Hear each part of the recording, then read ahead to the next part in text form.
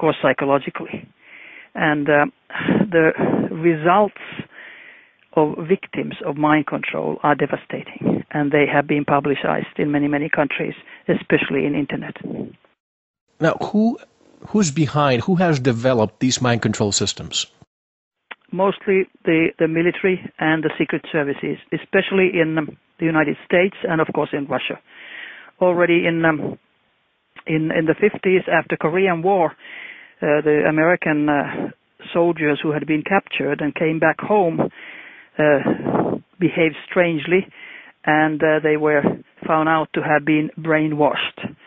And so, of course, then CIA and U.S. military tried to find out what had happened, and they found out the Russian LIDA machine, L-I-D-A machine, which was used in programming for mind control, sending different kind of frequencies and messages straight to the brains of the victims.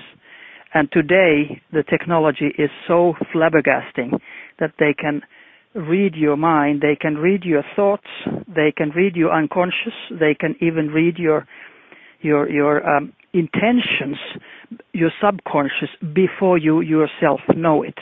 And of course, these are thought signals that supercomputers like from NSA, National Security Agency, they turn them into words and sentences with extreme speed, something like 280 trillion floating points in a second. 280 trillion in a second was the last figure I read, but of course, if that is given out for general public, so then of course what they have as speed in secrecy is something much, much faster. And when you think that our brain capacity in speed is only 5,000 bits a second, so we can't be a match even to a normal home computer. Now, you probably remember the movie, the Steven Spielberg movie, Minority Report. They had the pre-crime unit. You wonder if that would ever become a reality. I haven't seen the movie, but I would say that it is a reality. The movie, just to give you a little background, they had a special police department that arrested people before crimes were committed because in their minds they were going to commit the crimes. Right. That's exactly what mind control is about. They can read your thoughts and your mind before you yourself realize it. And Hollywood is always, unfortunately, in a way, used as science fiction movies. They have a lot of movies which tells the truth, and then people can just brush it off and say, well, that was just a movie. Exactly. One of the big ones I would say that everybody should see is Control Factor. It's about mind control, how it's done, and how somebody who is closest to you always is the person who starts programming you. Another one is, of course, the old Manchurian Candidate, which in the 50s was with Frank Sinatra.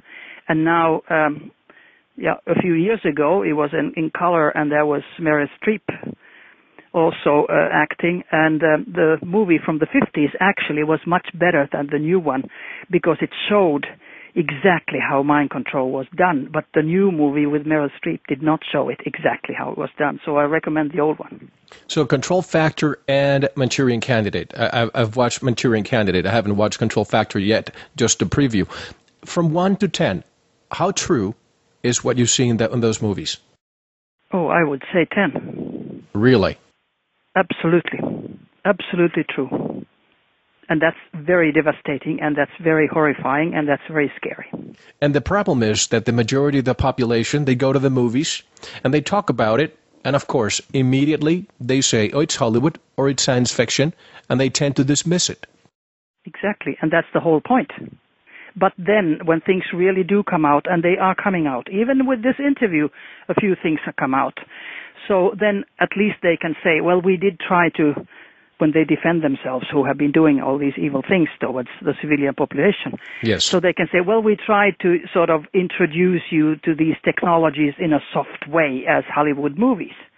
So they try to wash their hands clean, but their hands are never clean. They're filled with blood.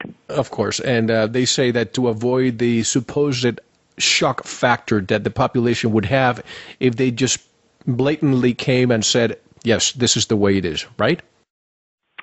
Well, I disagree that the public would get a shock factor because, number one, the public denies. It is so horrendous that, like FBI Director Edgar Hoover said in his time, that the individual is handicapped by coming face to face with conspiracy so monstrous that he cannot believe it exists. So I think most people would just brush it off. They wouldn't believe it anyway, even if it comes in the evening news. No panic. Absolutely, I don't believe in that. Now, you've studied this subject for decades. When did the first mind control device come about? Well, strangely enough, I was in Germany this May, and there was a conference on non-lethal weapons, which was very, very expensive, and I believe I was the only one probably who paid himself or herself the whole trip and the fee to attend, because everybody else seemed to be connected to a weapons factory or to the military or to the police or to a scientific community like University of Moscow, etc. Right. So there it came out also everything about non-lethal weapons. And, of course, they're lethal. And that's always, a hazardous word, non-lethal. But it is lethal if the frequency is hard enough. And there, an American colonel was saying, for instance, that the first mind control device was already developed by James Matthews in 1801. 1801. Now, of course, I don't know any details about it, but for sure details are from 50s and 40s in the U.S. About mind control and how they are using it to control all behavior of the individual who is a target for whatever reason. Now, was that Colonel John Alexander who said that? Yes, that was Colonel John Alexander. He said that. I wrote it down, 1801, because it was so flabbergasting. But there's a list in internet about major electromagnetic mind control projects from leading edge international research group, and there it starts from 1952, Project Moonstruck by CIA, when they already put electronic implants into the brain and teeth of people, and the main purpose was tracking mind and behavior control, conditioning, programming, covert operations. And it was done by electronic stimulation of the brain, so-called ESB. And then it went on and on. There are many, many projects from Mach Ultra CIA project to Project Orion and Delta, etc. So it's old technology, and now it's coming to the public a little bit as new technology. And thus they're saying that the technology that comes out from the military and military medical even research, I would say, is about half a century old. And it's always presented as new. There's a Professor Warwick in Great Britain who's been lecturing in Finland, for instance, and he claims to be the first doctor who has and a professor who has put an electronic implant, a microchip in his brain so he could discuss things telepathically with his wife. He also claims that he was the first one to put it into his hand so that he could just, with the chip, open the garage doors, etc. Now that's just nicely said BS, because he can't be the first one to put in the chip into his brain because it was already done in 52. Right. But there are professors, there are scientists who deliberately or not knowing give total disinformation. And again, if they are not knowingly so, then they don't know about the military research, which is always about 50 years. 50 years, minimum 30, but 50 years before the academic research. And that's why the academic people don't know anything about the whole thing. I can see how now we have the technology, electromagnetic technology to affect people's minds and so on. But what Colonel John Alexander said about 1901, what type of technology, if we can call it technology, was it being used back then? I don't know. He didn't say, but this 1801, which flabbergasted me. 18. Is it 1801 or 1901? 1801, he said that. I wrote it down. I didn't hear it, falsely or something. But I don't know the details. But the details are more publicized from the 50s, of course. Sure. When they could already read your thought signals, and in the 40s also. They had already, that was in the States, that already in the 40s, 1940s, Americans had created a machine which acted like a human brain. And now it's coming out like now we can maybe, simulate the functions of the human brain. Again, half a century old history, which is presented as new. Right.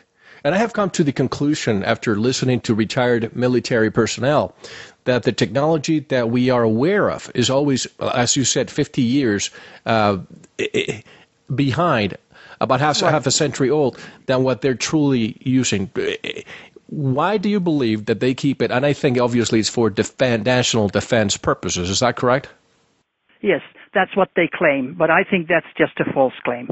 Because why should they not at least give the technology to the top scientists also in the academic field? The more people would, contribute when they would know. And when they say, oh, we're afraid of, maybe hysteria or panic or whatever, now that's just an excuse.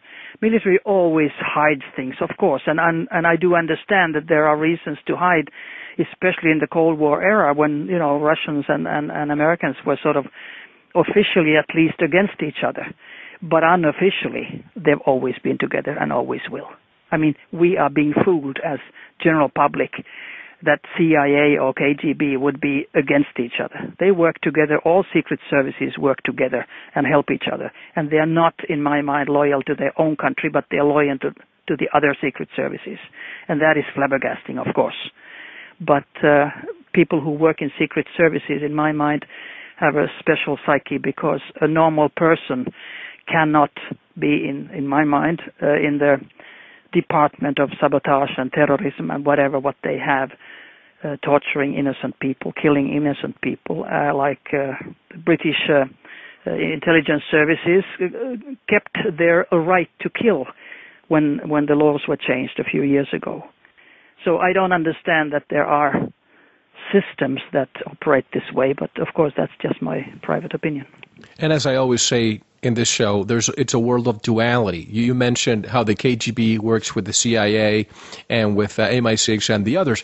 And we go back to the Cold War, the former Soviet Union and the United States. We thought that there were arch-enemies, and when in reality they were working behind the scenes all the time. So the Cold War was over, and we needed to create a new boogeyman. So we created the war, I call it war for terrorism, war on terrorism. What happens after war on terrorism? Well, what's a new threat? Could it be Project Blue Beam, a false flag alien invasion? Yes, I think exactly both of them, because especially Americans, I don't know why just Americans, because of American ego maybe, they always need an enemy. And the enemy today is environment. I mean, all this history about CO2, it's not true. Yes. And there are hundreds of scientists who go against Al Gore and the UN organization, which got the Nobel Prize for this, claiming, whatever they claimed, that the greenhouse effect, etc. And now the thing is, nobody said even a word about the reality of probably which causes all this melting of the ice and the bees are disappearing and whales are dying, etc. It's electromagnetic fields which have increased tremendously around the world. And even Obama is trying to, as president, saying that, we should sort of close down atom bombs and whatever. Well, they're local, even if the winds go around, but electromagnetic fields go around the world, the planet, and every single nation, every single country. That is the big threat. I think that's the biggest threat right now. And people have no idea, because people die of cancer, which increases, people die of Alzheimer's, which increases, and they don't even realize that the real reason for the extreme increase are electromagnetic fields, done deliberately also to cause diseases, so-called normal